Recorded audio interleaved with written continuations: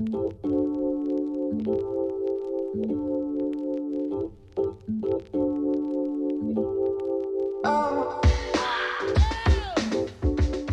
right, I guess we're rolling. Hey, Jessamyn. What's good, Ashe? How are you doing? I'm doing great. I'm digging this summer format that we've got going on. So shorter shows and like one topic, one segment. And we love our segments, and we're gonna get back to them when we get back in season. But taking a little bit of a load off, I'd say, for summer, having a little bit of a rest. And happy that y'all have joined us here as always. So today we're going to answer a question that we've already answered, and it was in season 1, episode 4. The title of that show is called "What the Fuck is a Metamour?"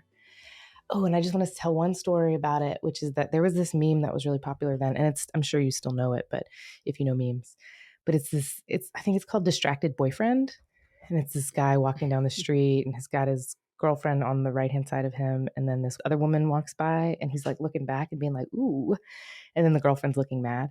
And so I asked Janie Leopard, our episode artist of that season, to recreate that, but like with like gender fucking everybody. And it was gender fucking. I love that. It was like a really fun process. She made this like silver-haired, like Asian trans masculine person as the eye catcher. Anyway, it was. You should go check it out on dearjessamyn.com. But we've got that up there. I think we will by the time you hear this. And yeah, I loved that process just of that episode. A little anecdote from that. And it was released on April 3rd, 2020. So we were like a month into quarantine. Wow. Is that right? That's when it was released. That's when but we recorded it way before that. That's what I was Good like. Call, I don't think we recorded any of season 1 of Dear Jessamyn during the pandemic. I think it was all before. And it's so interesting to me. So that we answered it a really long time ago. Yeah. Our lives have fundamentally altered because of the pandemic. And so that's why we're answering this question again, to update and see if our opinions have changed. And it was the beginning of our relationship. We answered it in the very youth of our relationship, before we lived in a house with my other partner. Right. Before, like, to this point of the question, what the fuck is a Metamour? I would say before Did you even know about a Metamour truly before that situation? I certainly did. You did, yeah. Most certainly did. Most of my Metamours had been cis men at that point. That's very true. Which is kind of funny to think about. But yeah, I definitely knew about Metamour life. I did not know about Metamours the way that I knew about them because of that situation. That situation, especially the part where we were talking about moving in with my partner and their other partner. Right. That whole experience was very enlightening. And then also the experiences of Metamours since we've been out here in California has been really interesting to me as well. So I was just rolling my eyes at that process because you and me and your other partner and your other partner's girlfriend got in an argument. Oh, we did. In the kitchen one day that I would have done differently now. Put it that way. Wow. Yeah, totally. Yeah, I think everybody would go about that whole situation differently. Totally. Yeah. Yeah, it was like the height of anxiety and panic around what the fuck was going on. We didn't know what we were. What did we know? What did we know? We thought we knew a lot. We thought we knew a lot. All right. Okay, the question is, Gimme. If you had your dream Metamour situation, what would it be? Sister wives or sibling spouse, as Ashe calls them? Don't ask, don't tell? Best friends? Brunch at the house? Do you want kids with your triad? Do you want a long distance boo who has a primary partner? Do you want your Metamours to come to your birthday party? Do you want to go to theirs? The question is, what is your dream Metamour situation, or how would you like to feel about your Metamours? Do you want to, well, can we go back and forth answering each of these little questions? Cool. Oh, each of the individual questions in this. Okay, yeah. Okay, my dream Metamour situation would be, okay, actually, I just want to say here real quick that one of my dream Metamour situations is it is a description that Kid Fury gave on The Read, describing what Lil Wayne's baby mama's picnic would be like, or like what a cookout would be like with all of them. Ooh, yeah. And it'd be like, so-and-so, did you bring the mashed potatoes? Yeah, okay, bring that over here. We're doing this, that, and the other thing. It's a very deep Sister Wives vibe, deep like we are one family and we all take care of each other's children and we all take care of our shared partner and we all take care of each other. That is my dream Metamour situation in which we all recognize the role that we play in supporting an ecosystem and that we are living into that fully and loving each other through that. It is a sister, it's a familial thing. It's not, and I'm saying sister in the most gender neutral way. Like but it is sisters, I think, more so than any other kind of sibling relationship. Like, oh gosh, because I think that divine femininity lends to that and has a setup structure for us to support each other. So that's the only reason that I'm using that really gendered language. But I think I would too, though, I want to say it speaks in my heart to the ways that there is an effeminization or emasculating process that happens when cis men, straight men have a female partner who fucks other men. Do you know what I mean? Like there's this like cultural like bias that like, oh, he must be, you know what I mean? Like not masculine enough to be possessive of her or something, you know? Oh, interesting. You know what I'm talking about. Oh, absolutely. And like then she must be like domineering in this like masculine way. Which I mean may or may not have anything to do with anybody's gender, but I think there is this bias of like, you know, like, oh, you're gonna let her fuck other dudes kind of situation. Oh, so you're saying so when you talk about sister, I'm like, yeah, they are kind of like the way that society structures things, like those two dudes are kind of more like sisters than literally in the ways that we sort of have to just like take everything. And you know, obviously I believe, I mean, I choose this. I wouldn't choose anything else. But I love being a woman and I love being feminized and I love having that process. I love having sisters. I have a sister. I make more sisters. My best friends become that. So, I mean, I just think that there's like an understanding of support that brothers or like that idea of masculinity it's not the same for them. And so I don't know. I mean, I think that, it is what it is. Totally. Dream Metamour situation would be that like we are all cool. We do not all need to hang out all the time, but that we can, if we need to, that we can support each other in times of crisis. That I got your number, you got mine. We do not need to be best friends. We don't need to kick it all the time, but we could come together if we needed to, easily and joyfully. And maybe like we get lunch every so often. That's great. I love it. Who knew that? I'm so glad to learn. I know. What would yours be? Dream Metamour situation that we all have wings of the house and take care of each other's kids and or tiny houses on the same property. Actually, probably more realistic. And that we have like a family. There's just a bunch of adults in a family, however many, and that there's practice and ritual and process that feels shared and special to the crew that we're in. And that coming and going is like eventually sort of like less. Like I can see the next 10, 15, 20 years in my life being like a lot less moving around of partners, like musical chairs style, and just like a more settled, like, yeah, we've been together this long and we're going to keep being together this long. You know, there is something kind of interesting about having somebody out of sight, out of mind, like somebody sort of long distance. I'm reading the rest of the question. Like, and then there's something fun about, I'm learning about lovers who have other partners and just like how unique and specific it can be to have like my context really is like primary partnership plus, you know? And I think there's this like way I'm sort of leaning into learning more about having lovers or partners who are like have primary partnerships elsewhere. And that being like, like there's a sister quality that then becomes like, I'm sort of focused in this direction and you're focused in that direction, but we come together sort of for extra, you know? And so I'm still learning a lot, but I think my instinct and what I've gone for and what I've tried to build for the last, how long have I been poly? 15 years? Is it 16? I was 17 when I started dating that person with the husband. Wow. That's cool. So yeah, I've been trying to do that forever. And kids have always been a factor of my future world planning. And that's shifting a lot, where I feel like I could be sort of a single mom, like a solo poly mom with a bunch of dates who love my kids and who my kids can like count on as adults in their life, but aren't necessarily like a primary parent.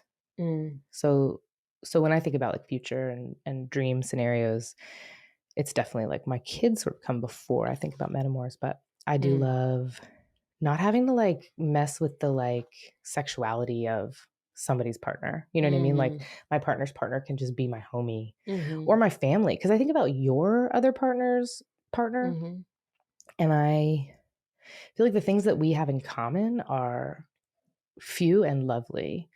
And I like, of all the people on earth that I would want to run into at the what we used to call the best bar in town, which was the counter of the kitchen where we live.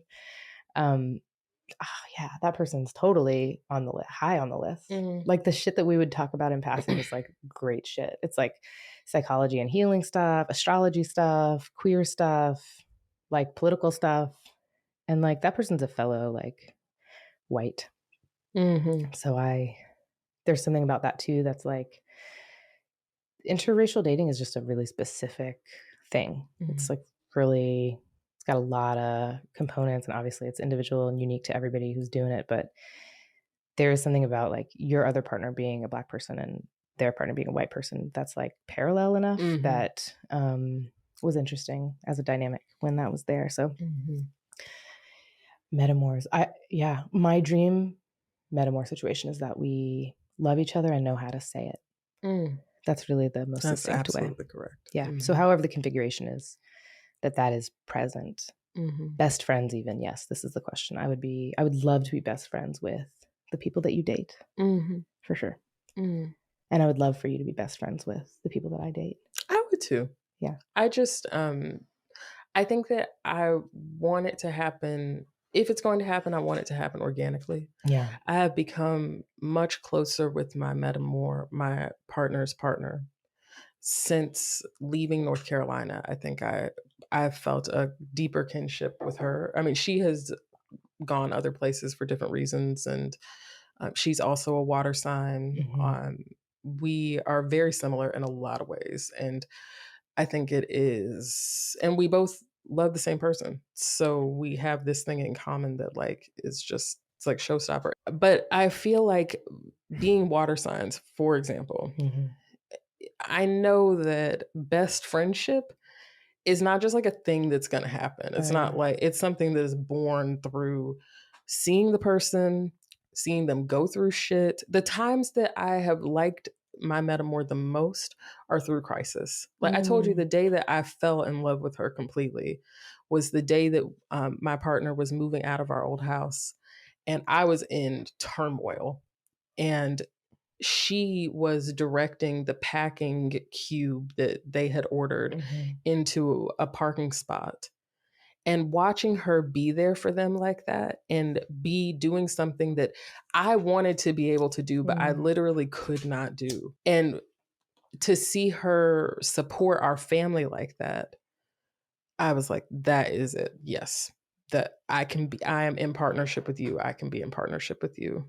We don't need to kick it all the time. We don't need to make it something that it's not. But I think over time, it just happens that there's some people that you can share shit with that you can't share with anybody else. Yeah. And it's just a very specific type of relationship. Seems like you really connected with her last time we were in town also at that get together. I mean, like a little. It was nice to see her. I don't really remember like connecting with her, but I mean, she's a good person. We Instagram DM each other. I'm not in their relationship. I don't know. And that's another thing that I think can happen with Metamours is that it'll be like you're trying to like make it all work together and like, oh, we can like let's talk about this part of the relationship or that part of the relationship. And it's like, I don't need to talk to her about anything that happens in her relationship with my other partner and vice versa. And there's no need to. I did actually think about reaching out to her for counsel about our relationship, yours and mine, one time. Mind you, this is the person that I went on a date with the same God, week right, literally. that your other partner went on their first date or something like that. No, that's the thing about it, is that you and my other partner's partner went on a date together before she started dating my other partner. And right before I started dating you. Yes. Or during that same moment. Yes. I just want to preface queer that community. Asking that person who already passed on me, you know what I mean? But it also is further proof of we like the same shit. That's true. And also you and my other partner are extremely similar in different ways. And my Metamour. Yes, you and your Metamour are very similar. Yeah, so that I feel like is an interesting indicator that the way that we've set up this partnership is that I don't think that you or your other partner understand the relationship I have with them inherently as a relationship so much as a circumstance or a situation. And so that was a little bit jarring for me, I think. And maybe still is actually to have, not my dream scenario in that circumstance. And I know there's a lot of reasons, yes. that's true about everything. But I think that I think that that's your perception of it. That it's not my dream scenario? No, that that they feel any particular way about it. I mean, nobody would know how they feel if they don't say. And I think that is the part that's not my dream scenario. Yeah, that makes sense. So there's just no relationship at all, Mm-hmm. I mean, there is to your point, there is a relationship. It's just not maybe being expressed the way that would be a dream. And that doesn't mean that it won't be in the future. Yeah, I mean, it's a complex situation. I see you being maybe a little defensive. Am I? You tell me. I don't know. I don't know that I really feel that. I don't know. I don't know that I feel that defensive. I just think that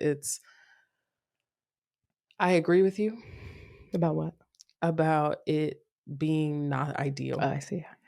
But I think that Metamour relationships are very complex and hard. And I think I think they're hard. I think it's a hard type of relationship to have with another human being, because it presses up exactly on the point where people don't practice polyamory because of jealousy and because of the difficulty of compersion. And ultimately, what you feel toward your Metamour, I think, is a full expression of compersion. You have to say, I want your joy. Ultimately, whatever it is, I want your joy, because it is bringing joy to this other person that I love, because it's bringing love to the world. It's a part of this circle, but you have to get there with it. And I think that getting there is hard because we live in a world where we think that we because of monogamy culture and because of this idea that if somebody else has what you want, then you have to take power from them. Or that you can't have it. That you can't, exactly. Yeah. All of that, it just makes it hard. And I think that it's annoying to me whenever people intellectualize polyamorous relationships and make it okay, but you just follow this step and this step and this step, and then we've solved the problem. Yeah, but I mean, I know that you're leaving out a huge population of people who genuinely enjoy, compersion is not difficult. Compersion isn't difficult for me. The idea that you're happy, easy peasy, lemon squeezy. What conflict comes up with us in your dating specifically when I don't think you're happy? Do you know what I mean? When what's happening is causing you turmoil or grief. And then I'm fuck that situation. But I love your joy, and you're not the only person I date who dates other people either. I love when my Metamours are in a position of offering joy and spaciousness. Okay. And so I just don't think that it's true that it's hard for everybody all the time in all ways. But I am wondering what you would I think the part about meeting, I'm learning, is so important. When your Metamours meet each other. One time I was dating somebody who asked to come meet you. Mm-hmm. This was right in the beginning of yours in my relationship. Mm-hmm. And I learned later that you were don't fucking do that. Mm-hmm. But at the time I was just oh yeah, this person wants to meet you. Are you available? Mm-hmm. And you were do I have to? And I was they want to? And you were cool, come through, whatever. And it was short and brief meeting, and that person left. And then I learned that you were that is not what I prefer. And so I'm wondering if I had it all to do over again, I've done it badly, I would say, or maybe not to your liking multiple times at this point. Like, if that were to happen again, will you lay out the perfect scenario? I don't think, I mean, I thought that it was perfect because it happened the way it needed to happen. Mm-hmm. I didn't have any issue with that ultimately. Mm-hmm. Like, my thing with everything is that people have motivations that maybe they don't even recognize they have. Yeah, I feel you. So I've learned a lot since then. My thing, whenever people are like, no, I really want to meet your other partner. Oh my God, that'd be so great. Let's do that. I'm like, why do you want to do that? Really? I mean, I'm just wondering, like, answer the question. I don't feel like maybe you recognize all the reasons that you want to. Maybe it's because you're curious about this other person. Maybe it's because you're jealous. Maybe it's because you want to clarify it for yourself so that you feel better about it. Do you not want the person to clarify for themselves and feel better about it? That's why I say I didn't have an issue with that situation. Okay. I did not need to clarify anything. I knew you had another partner. Mm-hmm. I knew that you liked them. I knew what they looked like. I knew what their name was. I don't have any questions. Like, I assume that they're a good person. So that if you want to come and be in my space, and this is me talking as a Cancer, someone who's like very protective of their space. If you want to come into my space, I'm wondering why you want to do that. Are you wondering why with that face? Because you have a judgment about why they might want to? I'm sure. But it is that I'm suspicious. Yeah. And that I'm becoming more open-hearted about this topic over time. But my feelings about it haven't changed. That piece of it, I still feel the same about, because I do think that especially AFABs have a feeling that they want to understand what's going on, especially if you have a primary water earth placement for real. I'm like, okay, so... Yeah, that person was a Pisces. Yes, that person's Pisces. The other person that I'm thinking of that with you and I that we had this experience with has a very prominent water sign placement. And my thing is, like, when waters run deep, there's a lot going on down there. And I cannot tell you. And if one of those placements is a Scorpio placement or something, then that's especially a situation where I'm like, I don't know why this person, I don't know what they're doing. I'm going to go ahead and assure you that it's not likely I'm going to bring you a lot of Scorpio. You like to try everything. Have you ever seen me even look? The person that we're talking about, my other partner's partner is a Scorpio. How many dates do we go on? One. Literally. I love that bitch, but we both decided without any further conversation that we were good. And then the next time we ran into each other after that meeting was like in the hallway, like the morning after. No, literally. I think Aries can't really do secrets. No preference for it, but Sag really can't do secrets. Really can't do. And I love that about them, actually. I think that's why they've made such a fucking resurgence in my moments. Just the last, I'd say, year. I've just been like, no new friends except for Sag. It has been so real. It has been for you. So much Sag. Anyway, will you do maybe like try again with the like, how would you roll it out? Ideal scenario. Oh, like what my ideal scenario would be? Just like for meeting, specifically like the introduction. The introduction. Like, here's your Metamour. Here's your new Metamour. Come home from the hospital. Your new Metamour. I mean, like, if you feel like you need to plan a meal or something, then like, sure, whatever. I think it should be out in public, not cooked at somebody's house, not a thing where you're like watching how everyone's like interact. I mean, like, maybe if you have the emotional capacity to handle it, then yes. But I think that like a show, like a concert. I think like anything is fine. I think all things. My thing is like, eventually we're gonna need to meet at the emergency room or at like fucking, I don't even know where. So all this other shit just is irrelevant to me. I'm like, whoever they are a person. All of this stuff to me is like kind of like youthful love, sweet time part, like romanticizing the relationships. But ultimately, it's a romantic relationship. I feel you. I'm just like adding that like, in. I think long-term partnership is deeper than romance, than the sweetness. I think it's totally about holding each other down. And I think that's ultimately like what, especially if you're talking about kids. I find like that romantic. I do too, but I'm just saying, like, I think it